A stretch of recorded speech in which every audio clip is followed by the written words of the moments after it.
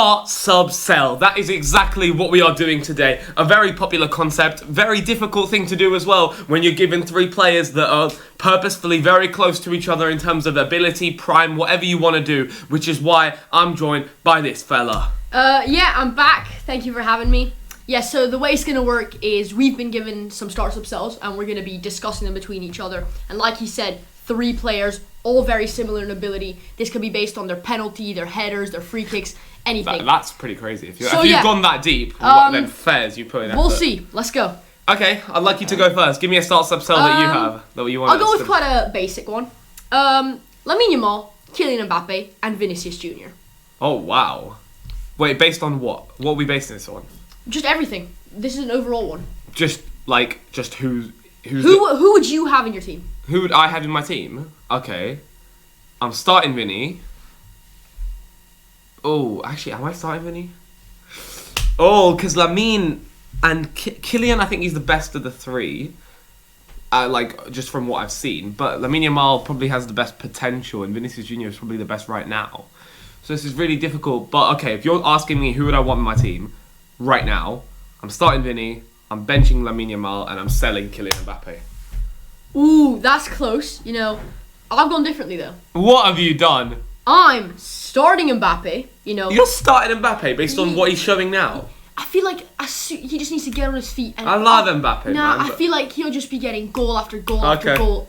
It'll take some time, but I feel like it will happen. I'm gonna bench Vinicius Jr. and I'm gonna sell Lamine Yamal. Wow, that's crazy. The reason I've done this one, I love Lamine.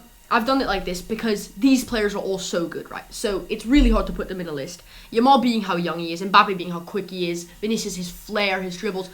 It all takes into account. It's all taken into account. But I feel like with Yamal, I don't know. Obviously, he makes the game look beautiful. But with Mbappe and Vinicius, I feel like I would trust them a bit more just because of more experience and the way they've proved it in the past. I'm unconvinced. I've got a good one here. I want to hear. Let's see. This is based off prime. Ooh. Suarez, Lewandowski, Benzema. You see, that's tough. Oh. I love this one. No, I know who I'm going for first. I'm pretty sure I know who I'm starting. But now, who am I? Based on prime, you know? Yes, based on Ballon d'Or Benzema. Lewandowski probably should have won the Ballon d'Or. And Suarez, I'm sorry, but ridiculous. I'm starting Luis Suarez. And then who do I bench? I know this. You tell me what the answer. You tell me to what this. you've gone for. We're starting Luis Suarez because he's the best player of the three. I mean, 14-15 treble winner, ridiculous. 15-16 Pichichi, top goal scorer in La Liga, went absolutely crazy, scored like 40 goals. Bit unfortunate to never win a Ballon d'Or. Obviously, being with Messi and Ronaldo in competition, it's always hard for him. But I'm benching Karim Benzema and I'm selling Lewandowski. I think Karim Benzema in his prime. And it's not just that one season, that Ballon d'Or season, which he was ridiculous in. But even like the three-peats with Real Madrid, I think Benzema was influential. And I just think he's a slightly better player than Lewandowski, even though Lewandowski probably has better numbers. But that's mine. You see, when you ask me, as a striker, who do you want in our team? Lewandowski is the definition of that. Scores goals, and that's what he needs to do to win the game, basically. Okay. Obviously, very unlucky to not win the Ballon d'Or in 2021. Could have even won it in 2020 if it were. Well, I don't think he should have won it in 2021. I feel like that's a bit of a scam. 2020, definitely. Yeah, maybe. But yeah, so who are you benching? Who are you selling? I'm subbing Lewandowski and I'm selling Benzema. Oh, come on, man. I'm sorry. I think Benzema is getting criminally underrated. When you tell me I want a striker, I'm telling you I'm picking Lewandowski over Benzema. but what about big games? I don't care. Who's the big game player? Mate. Who is the big game player? 5 goals in 9. Karim Benzema. It speaks for itself. It's Karim Benzema. We've disagreed. Okay, well, I've got one for you here. Another one. Starts up sell. John Stones, Gabriel Magalhaes, Mickey van der Ven. And is this based on current? Based on who's the best defender? For me, this is easy. Is it? I don't think it's easy. For me, this is easy. Who's the best? I'm starting Mickey van der Ven, I'm benching Gabriel, and I'm selling John Stones. No, come on. That's how simple it is. It's really not simple. It's not simple. It's not simple at all. This one's incredibly close. Okay, incredibly close. I'm starting John Stones, I'm benching Mickey van der Ven, and I'm selling Gabriel Magalhaes. No! John Stones... That's a joke. That's outrageous. No, that's outrageous. no. The fact that you think it's outrageous is ridiculous. John Stones, neither of those two centre-backs can do what John Stones did for City in that treble-winning season. Popping into midfield. He was popping into midfield in a Champions League final against Inter Milan, winning Man City's first Champions League, most influential player on the team. Just what he was doing is he's got the best distribution out of all of them. Mickey van der Ven is amazing. I love Mickey van der Ven. And Gabriel is a warrior, a proper warrior. But I think John Stones, how clean he is, I just think when he's obviously he's injured very often, but when he plays, John Stones is unbelievable. And he just scored 2 last-minute equalisers as well. And we also saw him playing DM last year for a bit. Crazy. John Stones, technical ability, crazy. But that I think to sell him is a bit mad. I like Gabriel, but I think that I'm still not. I think that on the ball, Stones is in his own league. Yeah, I'm just going quickly back to what you said. With all these start-sub sells, it's always going to be, it's outrageous to sell. Because these players are all so close to each other in level. When you think about it, it's really not outrageous. Well, then give me your next one. I want to hear this. This one is based on free kick ability. So ability. Who would you want taking a free kick for your team? Lionel Messi, James Ward-Prowse, and Juninho Pernambucano. Okay. What's so funny about this one? This is a good one. That's a ridiculous one because you've given me the greatest player of all time. You've given me an average English centre mid who played for Southampton, and then you're giving me the best free kick taker of all time, but I've never watched him play. Yeah, but so I'm gonna start Juninho because he is the best. I'm benching Lionel, and I'm selling James Ward-Prowse. I've done exactly the same thing. It has to be. James Ward-Prowse. It has to be. I'm sorry. James Ward-Prowse is scoring free kicks in the Premier League on a Sunday night against Wolves. And Lionel Messi's doing it in the Champions League against Liverpool. That goal at the Nou Camp against us. No, but the way, the placement, the power, the accuracy. Yeah, I love James Ward-Prowse. The way he'll score from anywhere with a 90-degree run-up, just curves it in. It's incredible. Obviously, same with Messi. Yeah, and Juninho has to he'll score from anywhere. I've got a good one here, but I feel like this one's very overdone. Starts up sell, Bale, Hazard, Salah. And I was also given that one. Yeah. No, this one's very overdone. Switch it. But yeah, is this based on Prime or? This is based on Prime, yes. Prime, who's the best? Because I know my list. I'm going to go a bit controversial. I know my list. And I think this is really difficult. Obviously, as a Liverpool fan, I really want to put Salah up there. And if this was all time, I think I'd have to start him. But I'm going to sell Salah. You're going to sell Salah? I'm selling Salah. I'm what? subbing Eden Hazard, and I am starting Gareth Bale. Get out, bro. Because prime Gareth Bale was different gravy. No, get out, bro. No, I'm not getting out. That is a Get fair... out. Get out. The way Gareth Bale... Yeah, Gareth Bale starts. We get it. Gareth Bale starts. But Mo Salah is better than Eden Hazard prime. And I think Hazard's one of my favourite players. I absolutely love 2018 World Cup Hazard. Ridiculous. But it is prime, so that obviously does change things. Prime does change things, but I'm still going to go with Mo Salah. I mean, the record this man has against Big Six teams is crazy. 78 GA that's against Big Six teams. Whenever you want him to turn up, he is there. And in his prime, I mean, he's got 32 goals in 36 games in a Premier League season. I don't think either of those two other guys can do that. Hazard obviously contributed in a different way, and that's why it is incredibly close. But as a Liverpool fan, you have to be something Salah. If based on anything, just personal preference. This is for all the fans watching. Okay, yeah. He's tried to be too unbiased. Yeah. He's tried to not be biased, and then he's become ridiculous. Okay, give me your next one then. Okay. This one is players of a bit of a lower level. Karu Mitoma, Alejandro Garnacho, yeah, and Jeremy Doku. Wow. I like that one. Based on what? Based on. Just who's the best? Just who's the best. Okay. I'm starting Alejandro Garnacho. I'm benching Jeremy Doku. And I'm selling Kaoru Mitoma. And I think that's pretty straightforward. I think Garnacho, this man, again, he has that sort of ego on him, the confidence that he plays with is crazy. Some of the things that he can do, obviously we still need to see more of it, and I don't think he has got the top potential of a superstar, but I think he's the best of these. Jeremy Doku is a great dribbler, but he's just not got as much end product, and Kaoru Mitoma is just always injured, and I just don't see it with him as much. But when he's on it, Kaoru Mitoma is ridiculous as well. I think if I asked you this last year, maybe 2 years ago, your list would change just because. I think it would. Yeah. If Mitoma can reach what he was 2 years ago, he can be crazy again. He's a great player. He was He's a great incredible. Player. But even for Japan, I don't see it. I've completely agreed with you. I've gone Garnacho. Oh my god. Why do you keep calling him? You're going Garnacho, Doku, and Mitoma. Okay, I've got a good one. Wait, let me quickly say my point about Doku. Doku. No end product is the thing he has to work on. One of the best dribbles in the world. The way he can change direction, get through the players, but he has to get that end product. And if he could fix that, I think he could be top of this list. If he could score goals the way he can gritty, fantastic. I've got a good one, but again, this is overdone. This is very overdone, but it's maybe the most debatable one on this list. Foden, Saka, Palmer. Oh, the classic. I wasn't given this one actually. So the classic. I want to hear what you have to say. Are we basing this off current form? No, who just starts up self, Foden, Saka, Palmer. Who's the best? Who is the best? Who would I have in my team? Basically, is kind of. Who's the best?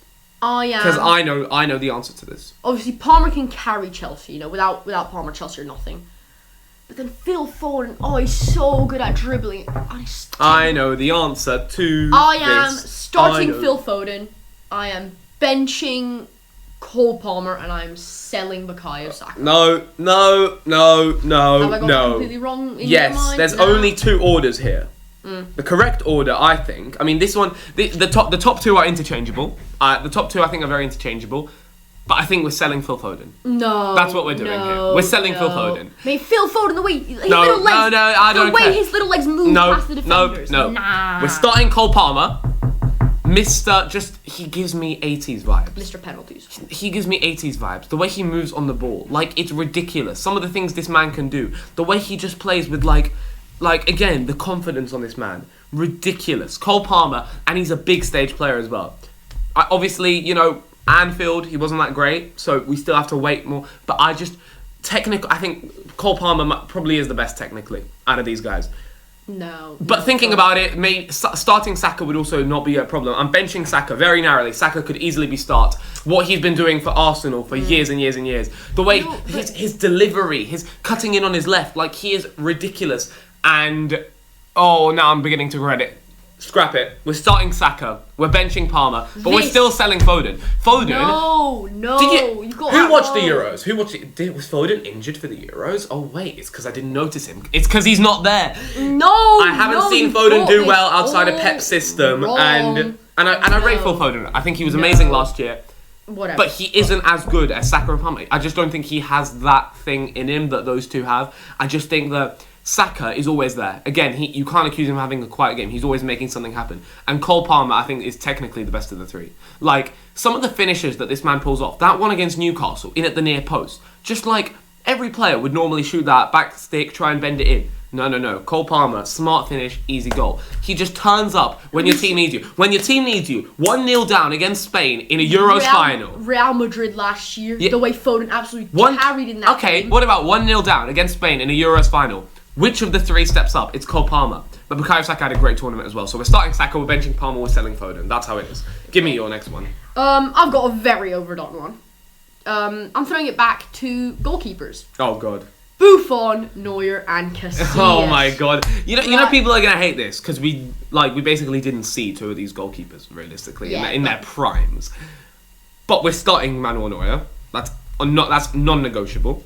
By far the best goalkeeper to have ever played football. The way this man can pass a ball is crazy. This guy can play as a midfielder, and he would be one of the best in the world. I genuinely think. That's a bit far. I think his technical ability in his prime was on the level of some actual outfield players. I think he was so good, and I think that his saves, some saves that I can think of, the Royce free kick. Was it the Walcott or Ramsey? I forgot which one of them two in the Arsenal game where he just. In 2015, I think it was. The Ronaldo one where he just stuck his hand out. The guy is a brick wall at the back. World Cup 2014, crazy. If Messi and Ronaldo didn't exist, Neuer has an argument to win the Ballon d'Or in 2014. That's how influential he was. 2-time Champions League winner as well. And then we're benching Buffon, and we're selling Casillas. We're benching, but Casillas is definitely. He's a better big stage player, 100%, and he's more, obviously because of the trophies that he's won. I just think that Buffon was a slightly better goalkeeper. It's just individually in terms of the goalkeepers. But Casillas played for Real Madrid, and Real Madrid were never a defensive team, right? Buffon played for Italy, who parked the bus way They to. conceded one. Yeah, goal they in the parked. whole They tournament. parked the bus on the way to winning a World Cup, similar to what England tried to do in 2021 at the Euros, and it didn't work. Let me know your list. I completely agree with you, right? With the Neuer, I love his Neuer, technical man. ability, great. We're kind of seeing that in The Ederson aura. with his long balls and stuff. But I just feel like a goalkeeper that can. Can we agree that Buffon's the best shot stopper out of these three? I don't think so. The amount of incredible saves, that bottom corner one that everybody knows sorry, about. when you That one where he tipped it over the bar when Zidane almost scored. The way he can just stop the ball from going in. He might not be as good technically or like with his handling. Who changed goalkeepers? That's different though, because back then goalkeeping was much more shot stopping. Who was doing it at Schalke from young, right? The man. To be fair, Buffon did it at the man is ridiculous. Buffon never won a Champions League. What does that say? He reached 2 finals though. Yeah, You can't blame him, and lost it on the biggest stage, you know. Yeah, but he was playing Manuel Neuer. He was playing against one of the best teams in the world. Yeah, but Manuel Neuer is a big stage player. He does that. He just has that thing about him, and I feel like and his shot stopping, man. Like Manuel Neuer is everywhere. Like he just gives you that feeling of oh no, they've got Neuer. Like we're done. Like we're absolutely done. Like the only time I can think when maybe that Drogba header in the 2012 Champions League final. Like that's the only time where you felt like Drogba had one over on Neuer. But other than that, Neuer is always the one. He's always everything he does is just. I mean, the Algeria game at the 2014 World Cup. Algeria were cooking Germany for a bit. Who was there? It was Manuel Neuer. And that entire World Cup, he was crazy. But yeah, I'm gonna be benching Neuer and I'll be selling Casillas. Yeah, if you don't know, he's half Italian. So, Yeah. So he's biased. I've got a good one for you. Give me. Rice, Gravenberch, Caicedo. So I'm assuming this is based on current form, right? Who would you have in your team right now? Like who's just the best of the three? I mean, this is getting a bit biased because I'm a Liverpool fan, but I personally think if Moises Caicedo joined Liverpool, he would have been so much better than he currently is. I'm not saying he's bad. I mean, Chelsea are bad, to be fair. But I feel like if Moises Caicedo was playing in a better team, he's top of this list. But just because he's not, I'm selling Caicedo. Oh my god! I am starting Declan Rice and I'm Oh benching my Declan Rice. god! Oh my! This guy is a Colombia and Ecuador glazer. This is preposterous. No, Absolutely it's not. preposterous. This guy, Moises Caicedo. I did this because I wanted to hear what you said. Moises Caicedo is easily starting. Easily. There is neither of the two can come close to what Moises Caicedo does. Yes, they can. There is an argument that he's Chelsea's most influential player. Even over Cole Palmer. I would even say that. That is outrageous. The amount of games Cole Palmer has won Chelsea. Yeah. 4 goals. And what about who allows Cole Palmer to do what he does? Who is there sitting at the base of midfield? Himself. No. Who is there sitting at the base of midfield? He's filling the N'Golo Kante role. He's running. He runs everywhere. In the tackle, he's the best of the three by a mile. The way he carries the ball forward with the pace. I mean, he is a complete defensive midfielder. I don't know what people have to see. Moises Caicedo is slowly becoming one of the most underrated players in the Premier League. I think he's ridiculous. I think he is, and I mean for Ecuador, who is Ecuador's best player? It's him. It's not hard to be Ecuador's best player. I'm gonna be okay. Argentina went to penalties with Ecuador. Who is Ecuador's best player? It's Moises Caicedo. Who took them to the World Cup? It was Moises Caicedo. Who is the man who Liverpool wanted so desperately, and we couldn't get him because we haven't got the money? Moises Caicedo is clear of the other two. I think I'm benching Gravenberch and I'm selling Declan Rice. Okay. I'm not a Declan Rice believer. I rate Declan Rice. I think he's good, but I don't think he's. I think he's just got something on the ball. I don't think he's the best. I don't think he's as good a passer as them. I think Gravenberch is the best passer. Caicedo's the best defender, in the tackle, pure guy. And then Rice is just I think he's a good player. Rice has got a good delivery, a good cross, and he can strike a ball as well. But I think he's a little bit off it. And for England, he wasn't really great at the Euros either. So we completely disagree there. The fact that you sold Moises Caicedo is a robbery.